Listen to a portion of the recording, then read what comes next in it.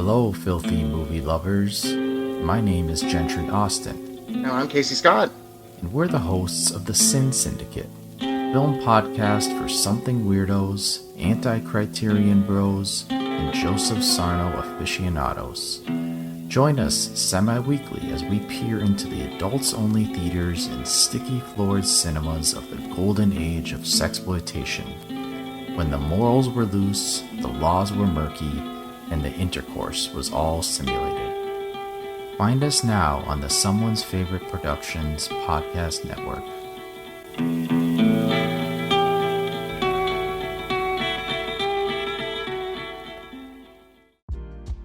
Are you a film fan who loves the ultimate home video experience? Look no further than The Disconnected.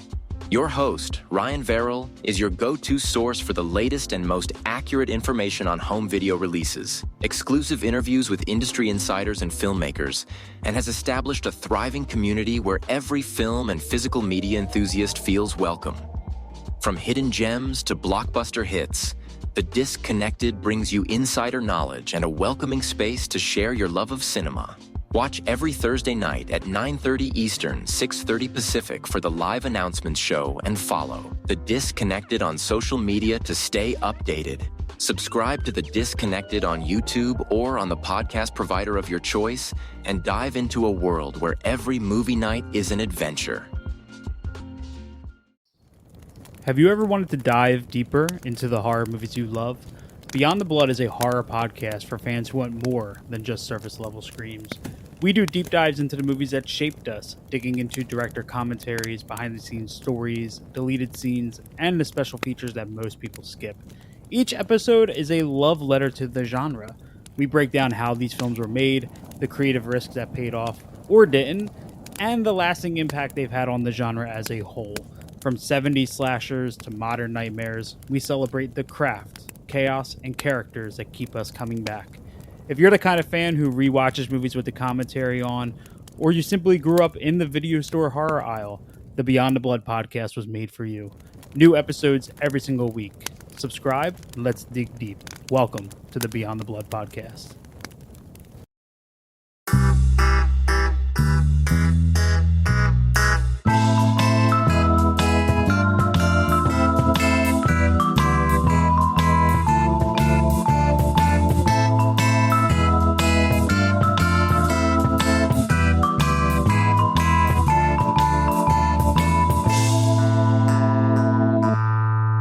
Welcome to the Shabby Detective, yet another Columbo podcast. I'm your host, Mike White. Joining me, of course, is Mr. Chris Dashew. So I'm going to beat you to it.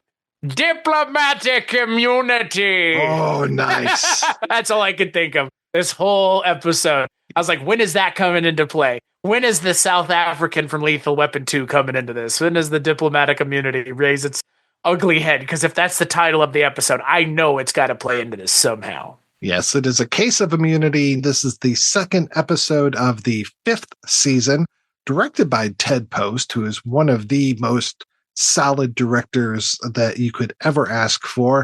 Written by Lou Shaw from a story by James Menzies. And it stars Héctor Elizondo as Hassan Salah and Sal Mineo as Rahman Habib. And man, oh man, this whole episode, you get a lot of people that are playing Arabic people that are Italian, Latino, pretty much most ethnicities other than actual Arabic people. Speaking of The Exorcist and Sal Mineo, you look like Sal Mineo. Oh, I didn't know that was a line in there. Yeah, that's a line in the movie. When the detective says it to Karis, you look like Sal Mineo. This is Sal Mineo just 4 months before he gets murdered. And then do you remember that Murder by the Book episode from the first season? That lady who gets the goods on Jack Cassidy? She gets murdered the same year as well. The fuck? That's real life. This is Columbo, and this is a story of the legation of Swari, an Arab nation somewhere in the Middle East. And yes, we are right here in big time OPEC territory. The gas crisis will be starting pretty darn soon, I believe, if it hasn't already. So yeah, the Arab people are not really portrayed that well, but I have to say it could be worse. I've seen worse interpretations, True Lies, but this one isn't nearly as bad. This is not nearly as bad as True Lies. They might as well just be like eating babies in that movie. I mean, Hector Elizondo. Just say that name a couple of times. Then the name of the actor is Hector Elizondo, and the character's name in this episode is Hassan Salah. Hector Elizondo is looking so good in this episode. Yeah. Not looking remotely Middle Eastern. No matter what color headscarf you put on the man, he will not be Middle Eastern, guys. I know that this might be hard to believe, but I don't believe for a second that he's a Middle Eastern man. I believe that's Hector Elizondo in a headscarf. Anthony Quinn, he can definitely play a lot of different ethnicities and be believable. He looks exotic. Yes, yes. Hector Elizondo just always seems like the nicest guy in the world, even when he's playing a villain. Even when he was in The Taking of Pelham 1, 2, 3 and just being a total piece of shit, I was just like, I want to hang out with that guy. I want to hang out with Hector Elizondo. I like Hector Elizondo in this episode. What an episode from a time and a place that doesn't exist anymore. That's all I'll say. Yeah, I'm trying to remember. So it was, when was the Iranian Revolution? When was the Shah deposed? Because it feels like it's talking a lot to that, especially with the king character. And wow, what a strange actor that is to look at his filmography and just be like, this guy was in barely who looks anything. Looks like an adult child. Yes, yes. Barry Robbins, who apparently tried out for the Monkees at one point and really only was in a few things. And then he got a really virulent case of cancer, I believe, and died when he was 41 years old in 1986. Yeah. Really only known for me for this and Bless the Beasts and Children, the Billy Mooney movie. Yeah, that's a good movie. A child gets murdered. Yeah. Yeah. I enjoy some child death now and again. Yeah, me too. Yeah. I got no problem with kids dying on screen. Mm-hmm. You'll notice I said kids dying on screen. You freaks. Curious, Chris, what did you think of this episode overall, notwithstanding the very questionable racial politics of it? The questionable casting choices? Mm-hmm. It's not very good. Really? I think it's fine.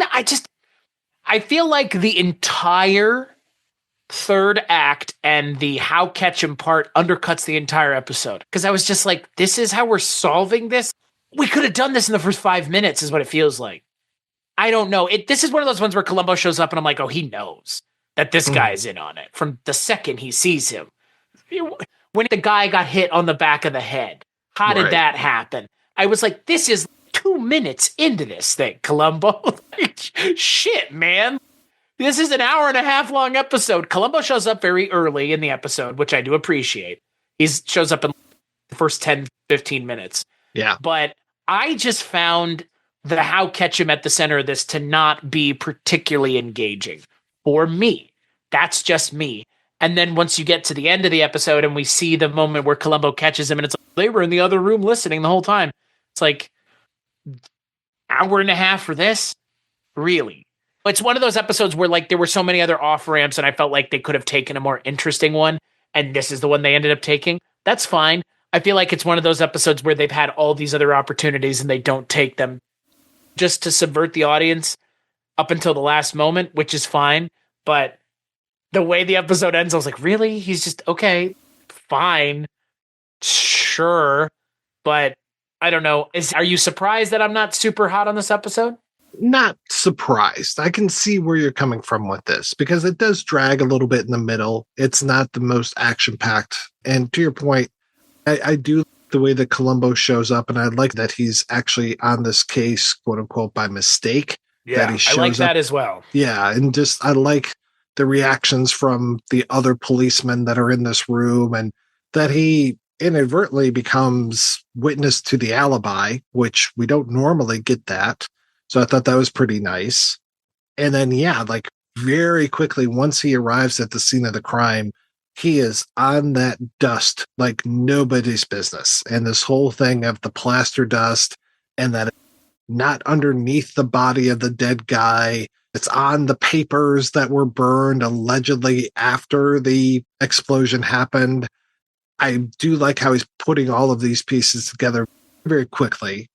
Oh, And yeah. it is basically like, I know everything right now, but now it's for the next hour, I'm going to pretty much make you trap yourself, make you come out with some of these other things that I want to know more about, or I just want you to know that I know what's happening here. And especially, this is yet another one. We haven't had this for a little bit. I mentioned Murder by the Book, which is a double murder where we've got the guy who they're like, okay, we need to take care of this woman who is going to threaten me, Jack Cassidy, with the truth of this stuff. Right. I like this, how I don't think he ever really was. I think he was always planning on killing Sal Mineo and trying to pin the whole thing on him. And I love how quickly Columbo just gets rid of that. He's just like, oh yeah, no, he was wearing glasses and contacts at the same time. I'm just amazed that the glasses stayed on him after his car rolled down that mountain. Right. Jeez Louise. I have a very serious question for you, Chris. What did you think of Jeff Goldblum in this episode? Oh my God. Isn't he like the star of the whole show? Is he? I love it. I love that he's just one of the protesters. Look, I always love seeing a young Jeff Goldblum. And this is 75? So Yeah. Good Lord. This is one of his earliest roles, man. Yeah, boy, isn't it? This is pre-Death Wish then, yeah? I think so. Yeah. Because I always think about him early on in his career in Annie Hall. Where is it? Yep. Annie Hall where he says, I lost my mantra, right? That's Yep. Annie Hall? Yeah. Yeah. And that's also relatively early on. That's what?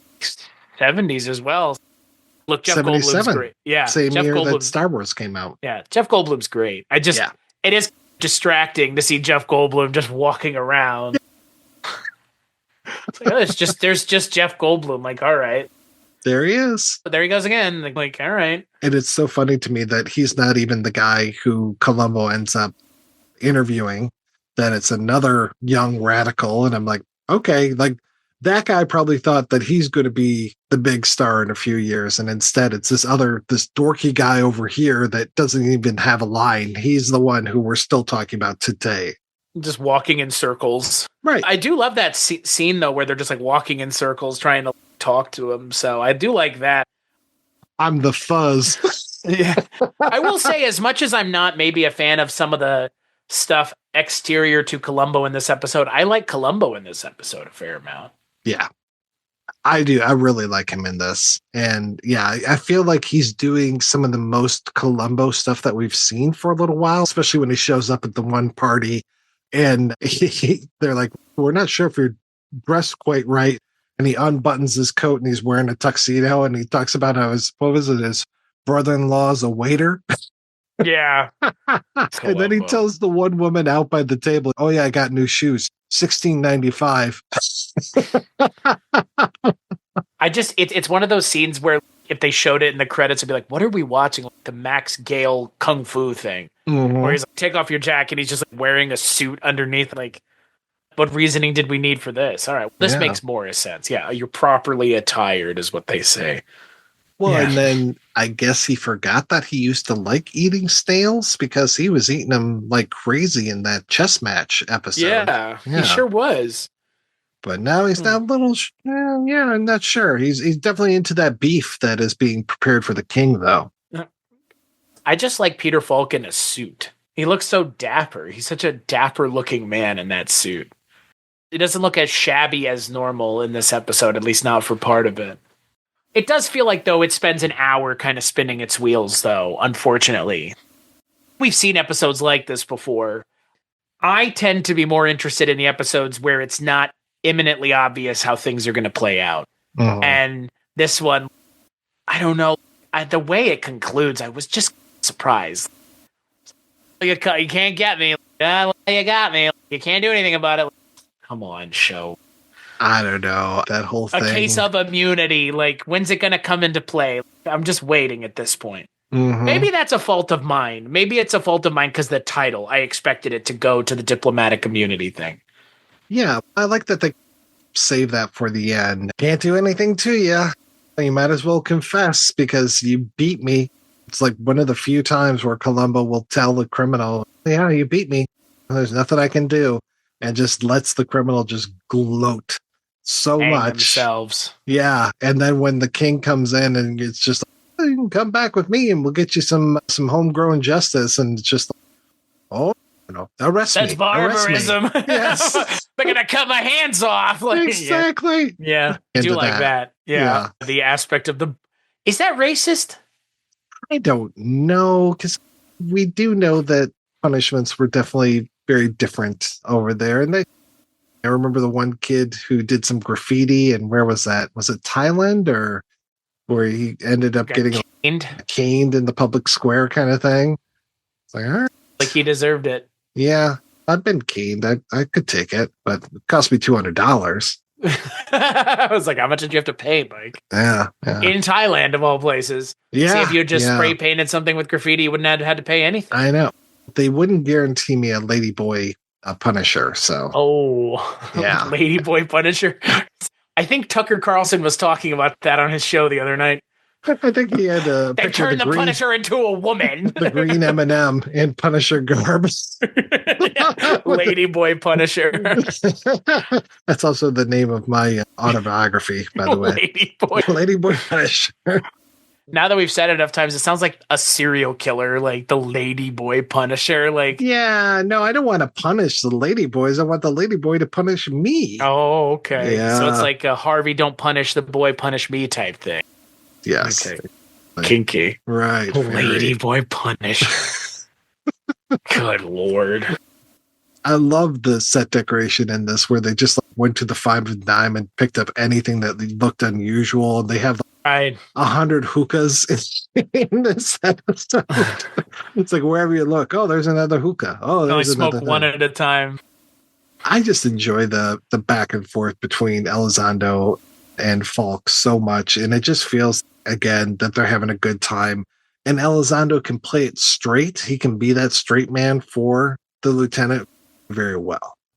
Yeah, I agree. I think my issue with this episode more just stems from the way it concludes more than anything else. But again, that's the final moment. That's the episode going out the door. That's what they want you to remember about the episode when you walk away from it. I can't help but think about that. But at the same time, to your point, Héctor Elizondo and Peter Falk are pretty great. Yeah. And that's the majority of this episode, I think, is those two going at it. And then the whole repeating gag of the robes thing, which I'm like, okay, that's interesting. And again, I don't feel like they're making fun of him being in the robes. I think it's more making fun of Columbo for continuously stepping on his hem. Columbo's not fit to touch the hem of his garment. I think the weirdest thing in this episode for me is the King character who's played by a literal child is what it looks like. Yeah. What an interesting choice that actor is. He reminded me of the little prince character from Indiana Jones and the Temple of Doom. Oh, like the Maharaja? Yeah. Oh, the Maharaja's not married? Ooh. Oh. Ooh. Yes. That turns out it's like a child. Right. Kate Capshaw's disappointed. Yeah. Oh, kill him. I'm like, whoa. Kid, what are you doing this? I don't know. It's very interesting. That character is, it's what, 75, right? Yeah. I think it's this whole thing of he probably got the throne when he was very young. Right. And now he's very like, let's reform all this stuff, which is interesting to me that he's the reformer character and wants to change all of this stuff. And then Elizondo is this reactionary who's just like, no, we're going to make the surami great again. This will be fantastic. I'm going to lower the price of eggs. Everything's going to be great. Day one, boom. But yeah, the king doesn't want that. The king actually wants to make some good reforms and everything. Wouldn't you like to be in their kitchen, though, eating all that food? Oh, my God. I could almost smell that food through the TV. And I was just, I don't know how it is around you, Chris, but Middle Eastern restaurants are so plentiful around here. I always joke with my friends back home that are Pakistani or Indian that I must have been Southeast Asian or Middle Eastern in a previous life because dates and pistachios and all that stuff is just like, give me that and nothing else. I want nothing else but that. So I have to go out of my way to find it, but it is here. I was so confused when I went to Montreal a few years ago, and I kept seeing this weird shape everywhere, and I finally realized that it was basically like the shawarma kind of thing, but it was like a neon version of that. And I was like, oh, that's telling me that this is a Middle Eastern restaurant. But then they also called everything a Lebanese restaurant. I'm like, oh, okay. For me, I don't know why, but here in Michigan, we call them Middle Eastern restaurants. It's because a lot of the folks are just they all make similar cuisine. Oh, yeah. Not everybody is taking and putting their name on it like our Lebanese friends. Isn't that right? Richard Haddam.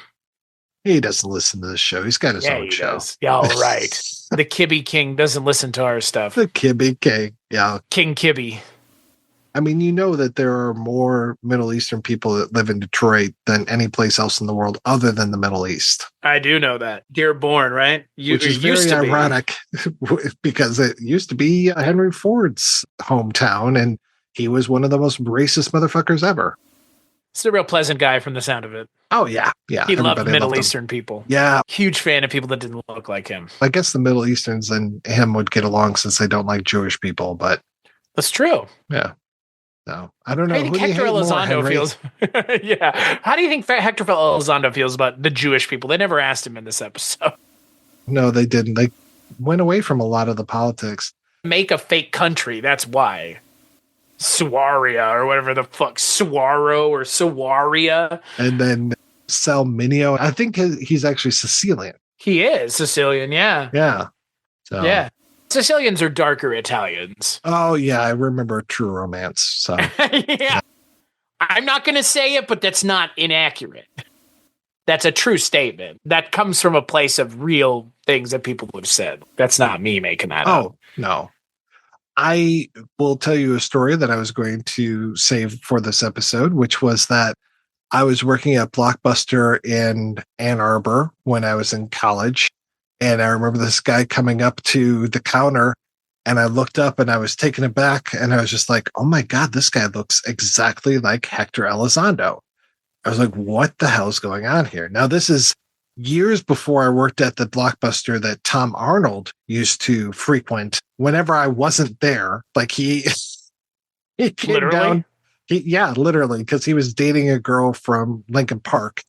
And yeah, there was a Lincoln Park Blockbuster, but apparently what they wanted was there in the Southgate one or Wyandotte one where I was working. So they came on down and had to open up a membership and all that stuff. And so I was looking at Tom Arnold's rental history. But yeah, this guy, I was just like, oh my God, you look exactly like Hector Elizondo. I didn't say that out loud though, until I look at his ID for pulling up his account, something, and I don't remember what, Elizondo. And I was like, are you related to Hector Elizondo? He's like, oh yeah, that's my cousin. I was like, what? Oh, wow. Look, okay, because you look a lot like him. He's like, yeah, I get that a lot. I was like, okay, because this was right around the time of like Pretty Woman and some of those other films where it was just like people knew who Hector Elizondo was. Right. I hope everybody still does. He was in the Princess Diaries, and they're making a third one. That's good. They better get him back because he's still around. I would assume they're going to. Julie Andrews is going to be in it. I've written to his people so many times and just still haven't gotten a response whatsoever. I think he would be a delight to talk to. Hector Elizondo. How could you leave our friend Mike White hanging like that? I know. And it's totally him. He's the one. I'm never talking to that Mike White. I've heard about him. Jeff Goldblum told me he talked to him by accident. I tried to get a role on the White Lotus, and this motherfucker wouldn't call me back. He wouldn't answer my emails, yeah. Mike White. You mean the guy? Yeah, that's what you should do. Email his people and be like, I'm Mike White. Just don't say which one. Perhaps you are familiar with my work, and then I like put the wrong IMDb link in there. Yeah, sure. And then once you have the interview, you don't have to worry about it. It's not like you did anything illegal. Right. Subterfuge. Castle intrigue. But that's the thing. I want Hector to be my friend, like forever. Clearly, all you got to do is look up in the area where you live, Elizondo, because I think his family must live near you, Mike. Yeah. Reach out to Hector Elizondo's cousin. Come on back to the homeland. Yeah. Here in Ann Arbor. Yeah. Ann Arbor, Michigan. That's too funny. Yeah, I think I'm going to ask you, and I'm sure you're going to tell me, Hector Elizondo not on any more episodes of this show. No, unfortunately, he's Okay. not. No, I don't think anybody really from this one. Maybe some of the cops, but I don't even think so. Well, Sal Mineo's pretty dead pretty quick. We're not even seeing like Bruce Kirby or any of these guys, like some of the regular faces that we see. The Right. people that are at the police station are definitely different than most of the policemen we've seen. And then when I was looking up, like trying to get dirt on this episode and get behind the scenes stuff, there was nothing. There was no real discussion of this one, which was unfortunate because for me, I know you're not a huge fan, but for me, I'm just like, this is a solid episode. I just really like the way that Columbo approaches the mystery. I just wanted more, but that's a me. Yeah. Like I completely understand and admit that's a me problem. That's not the episode's fault. It is interesting too, though, that the last episode was 93 minutes. This one is only 70. And then we'll get another 70-minute with A Matter of Honor. But I think the rest of them this season are over 90. 70, if not 90 minutes. Yeah. Yeah. Now you see him as 85 minutes, which is an odd time. But that's the return of Jack Cassidy. So I'm happy with that one. Unfortunately, though, we're going to have to sit through Identity Crisis when we come back next month, where we get the return of Patrick McGoohan both in front of and behind the camera in his Columbo directorial debut, I think. And we get the return of Leslie Nielsen. Doesn't sound like it's going to be a good episode, though. Maybe you'll love it, but I do not have fond memories of it. Maybe I'll be like, oh, yeah, no, this makes total sense the way that this was set up. But yeah, it's an odd one for me. So I'm very curious to get your take on that one. As long as Patrick McGoohan says we'll be seeing you in the episode, we'll be fine. Which I get the distinct feeling he might. I believe there are references to at least Secret Agent, if not The Prisoner, but I'm pretty sure there's no Prisoner direct references. I'm looking forward to that, but I'm always looking forward to getting an opportunity to talk with you. So what else is new? Yeah. Until we come back next month, Chris, what are you working on these days? Podcasts, movie podcasts over at weirdingwaymedia.com. Podcasts more broadly, singularly, the Culture Cast is the one I've been doing since 2014. So yeah, that's where you can find me and the things that I work on other than Rankin' on Bond, which can be found at yours and my Patreons, respectively. Projection Booth on Patreon or CultureCast on Patreon. So that's where you can go to find our Patreons for the $10 level or up. You get access to us talking about James Bond once a month with our friend Richard Haddam of Richard Haddam's Paranormal Bookshelves. What about you, Mike? What are you up to in these trying and fun times? Oh, yeah, pretty much the same thing. Just doing the podcast work. No real other stuff that I'm working on right now. No commentaries or anything.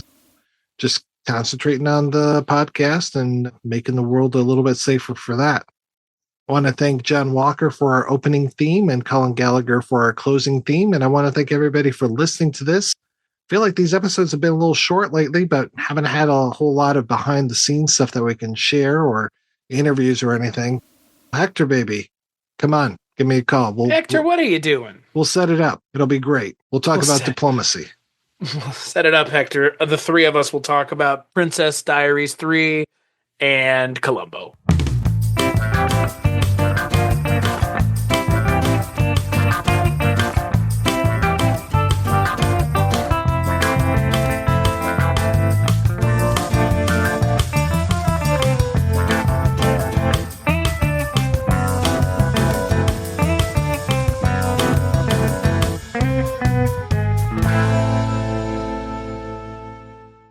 Hello, my name is Kevin Tudor, and I'm one of the three hosts of Almost Major, a film podcast dissecting many major indie studios and the films they release. Every week, myself, Charlie Nash, and Bryden Doyle discuss overlooked, forgotten, or bona fide classic indie films via studio-specific miniseries. We've previously covered numerous films from Artisan Entertainment, Lionsgate Films, and New Line Cinema. Titles including The Blair Witch Project, American Psycho, Dogville, But I'm a Cheerleader, Saw, Requiem for a Dream, and Ringmaster, you know, the Jerry Springer film. Anyways, we have a fun time every week and we hope you will join us. Subscribe to Almost Major wherever you get your podcasts. Now proudly a part of the Someone's Favorite Productions podcast network.